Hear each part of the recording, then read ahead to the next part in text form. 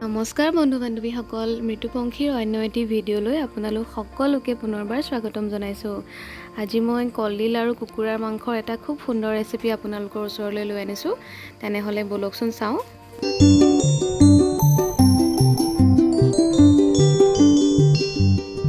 ৰেচিপিটোৰ কাৰণে মই এনেধৰণৰ ভীমকলৰ এটা কলডিল লৈছোঁ।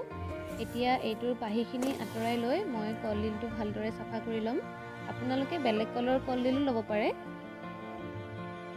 কলডিলটো মই ভালদৰে চাফা কৰি লৈ এনেধৰণেৰে মিহি মিহিকৈ কুটি লৈছোঁ। তাৰপিছতে মই লৈছোঁ দুটা আলু ডাঙৰ ডাঙৰকৈ কাটি লৈছোঁ আৰু এটা পিঁয়াজখিনি এনেধৰণে কাটি লৈছোঁ। লগত লৈছোঁ দুখিলা তেজপাত, 2 চামুচ আদা নহৰু বটা, 2টা শুকান জলকীয়া আৰু লগতে মই লৈছোঁ প্ৰায় 400 গ্ৰামমানৰ কুকুৰাৰ মাংস। কৰি মই কেৰাহীখন বহাই দিছোঁ আৰু কেৰাহী গৰম হোৱাৰ পাছতে ইয়াতে মই প্ৰায় 3 টেবুল চামুচ সৰিয়হৰ তেল দিছোঁ। এতিয়া এইখিনি মই ভালদৰে গৰম হ'বলৈ দিম। তেলখিনি গৰম হোৱাৰ পাছতে মই ইয়াত দি দিছোঁ দুখিলা তেজপাত আৰু লগতে দি দিম 3টা শুকান জলকীয়া। আপোনালোকে যদি জ্বলা কমকৈ খায় তেনেহ'লে কমকৈ দিব। এতিয়া এইখিনি ভাজি ল'ম। তাৰপিছতে ইয়াতে দিম এতিয়া মই পিঁয়াজখিনি এতিয়া মই অকণমান ৰঙচুৱা হোৱালৈকে ভাজি থাকিম। গেছৰ ফ্লেমটো মই একদম কমাই ৰাখিছোঁ। এইখিনি ভজাৰ পিছতে ইয়াতে আমি দি দিম আদা আৰু নহৰুৰ পেষ্ট বুলি মই নকওঁ। আচলতে এই ৰেচিপিটোত আমি আদা আৰু নহৰুখিনি মাত্ৰ থেতেলিয়াইহে দিব লাগে। এইখিনিও এতিয়া ভালদৰে লৰাই ল'ম। ভালদৰে আমি অকণমান ফ্ৰাই হ'বলৈ দিম। এইখিনি ফ্ৰাই হোৱাৰ পিছতে এতিয়া মই ইয়াতে দি দিছোঁ কুকুৰাৰ মাংসখিনি। গেছৰ ফ্লেমটো কিন্তু মই কমাই ৰাখিছোঁ দেই। এইখিনি আমি পুনৰ ভালদৰে লৰাই ল'ম আৰু মাংসখিনি আমি ৰঙচুৱা হোৱালৈকে ভাজি থাকিম। আপোনালোকে নিশ্চয় মন কৰিছে মই মাংসখিনিত কোনো ধৰণৰ মছলা দিয়া নাই বা মই মেৰিনেট কৰি থোৱাও নাই আগতে। মাংসখিনি কটাৰ পাছত ধুই লগালগ মই দি দিছোঁ। এতিয়া মই ইয়াতে দি দিম অকণমান হালধি গুড়ি আৰু দিব লাগিব নিমখ সোৱাদ অনুসৰি। এইখিনি দিয়াৰ পিছত এতিয়া মাংসখিনি ভালদৰে মই লৰাই ল'ম আৰু তেল ওলাই নোযোৱালৈকে আমি কম জুইত ভাজি থাকিম। এই ৰেচিপিটো আচলতে মোৰ মাৰ ৰেচিপি হয়। মায়ে ইমান ধুনীয়াকৈ বনাই নহয়, খাবলৈ খুব ভাল লাগে। এই ৰেচিপিটোত মা মছলা একদম কম ব্যৱহাৰ কৰা হয়।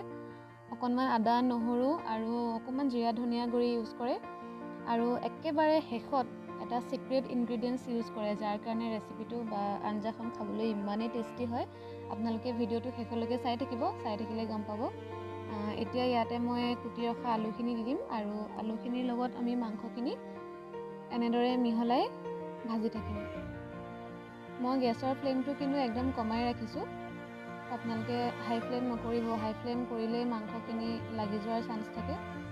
সেইটো কাৰণে আমি এতিয়া এনেধৰণে ভাজি থাকিম। প্ৰায় 5 মিনিটমান সময় ভজাৰ পাছত এইখিনিৰ পৰা আপোনালোকে ধৰিব পাৰিছে তেল ওলাবলৈ আৰম্ভ কৰিছে। এতিয়া মই ইয়াতে আগতে কুটি ৰখা কলডিলখিনি দি দিছোঁ। এতিয়া আমি আলু, কলডিল আৰু মাংসখিনি পুনৰ ভালদৰে মিহলাই এনেধৰণেৰে ভাজি থাকিম। যেতিয়া কলডিলৰ পৰা তেল ওলাবলৈ আৰম্ভ কৰিব তেতিয়া আমি ইয়াতে দি দিম মই ঘৰতে কৰা জিৰা আৰু ধনিয়াৰ গুড়ি আৰু দি দিছোঁ 1 চামুচ ঘৰতে বনোৱা জালুকৰ গুড়ি। এইখিনি দিয়াৰ পাছত পুনৰ ভালদৰে মিহলাই ল'ম। এনেধৰণে মাজে মাজে লৰাই থাকিব লাগিব, নহ'লে মাংসখিনি তলত লাগি যোৱাৰ চান্স থাকে।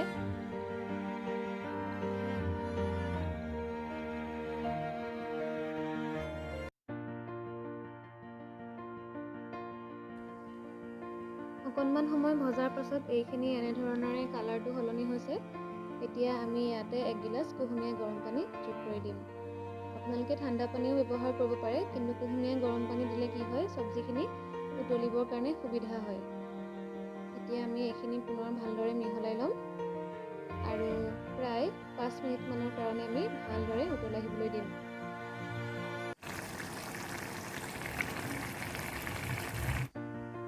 মাংসখিনি ভালদৰে উতলি অহাৰ পিছত ইয়াতে মই দি দিম আমাৰ চিক্ৰেট ইনগ্ৰিডিয়েণ্টছটো।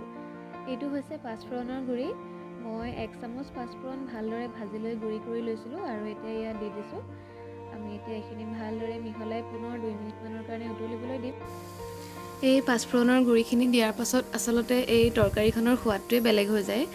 যিসকলে খাই চাইছে তেওঁলোকে গম পাব, আৰু যিসকলে খোৱা নাই তেওঁলোকে প্লিজ এবাৰ বনাই খাই চাব। এইখিনি এতিয়া মই পুনৰ 2 মিনিটমানৰ কাৰণে উতলাই পানীখিনি শুকুৱাই লৈছোঁ। মই আজি অকণমান শুকানকৈ ৰাখিছোঁ। যিসকলে গ্ৰেভি কৰি খাব বিচাৰে তেওঁলোকে অকণমান পানী দি উতলাই ল'লেই হ'ল। এতিয়া মই এইখিনি নমাই ঠাণ্ডা হ'বলৈ দিম আৰু গৰমে গৰমে ভাতৰ লগত পৰিৱেশন কৰিম। এইখিনি ঠাণ্ডা হোৱাৰ পিছত মই পৰিৱেশনৰ কাৰণে এনেধৰণেৰে সজাই লৈছোঁ। কালাৰটো চাওকচোন কিমান ধুনীয়া হৈছে আৰু খাবলৈ বহুত ভাল হৈছিল। আজিৰ মোৰ এই ভিডিঅ'টো চাই যদি আপোনাৰ ভাল লাগিলে তেনেহ'লে মোৰ ভিডিঅ'টো এটা লাইক কৰি দিব আৰু মোৰ চেনেলটো প্লিজ ছাবস্ক্ৰাইব কৰি দিব। তেনেহ'লে আজিলৈ আহোঁ, ধন্যবাদ।